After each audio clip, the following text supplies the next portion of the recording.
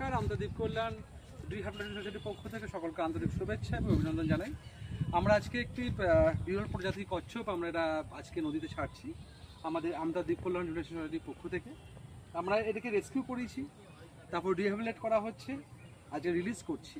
এবং কনসার্ভ বলতে আমাদের যে দামোদর নদ আছে, দেখতে পাচ্ছেন পিছন দিকে দামোদর নদে আমরা এটা ছাড়ছি। বন্যটা বনেই সুন্দর, শিশুরা মাতৃ করে। তো সেই বন্য প্রাণী যেন বনের মধ্যে থাকুক। আমাদের এই আশেপাশে গ্রামের যে ধরনের বন্য প্রাণী আপনারা দেখতে পাচ্ছেন ছবির মধ্যে, এগুলো সকলেই আমাদের সমাজকে বা আমাদের প্রকৃতিকে আরও যে মানে সুন্দর বাতাবরণ করতে আমাদের যেটা ওদের ভূমিকা ভীষণভাবে কাজ করে।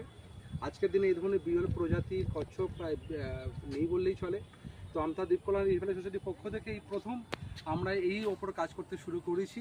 নিচে নাম্বার দেওয়া আছে, আপনারা কন্ট্যাক্ট করবেন যদি এই ধরনের কোনো কিছু আপনাদের কাছে যদি থাকে বা পেয়ে থাকেন কোনোভাবে আমাদেরকে ফোন করবেন, বা আমাদের আমতা দ্বীপ কল্যাণ স্পেশাল স্কুল যেটা বেতায় অবস্থিত ওখানে দিয়ে যাবেন। আমরা এটা যথাযথ যেখানে ওদের যাওয়া থাকা সেইখানে আমরা পৌঁছে দেবো। সবাই ভালো থাকবেন। এই মুহূর্তে আমরা এটা ছাড়ছি, একটু সরে যেতে বলবো, ওকেও আমরা ছেড়ে দিচ্ছি যাতে করে ও নিজের জায়গা পৌঁছে যাক। ধর মুখে দিয়ে ধর, হ্যাঁ তাহলে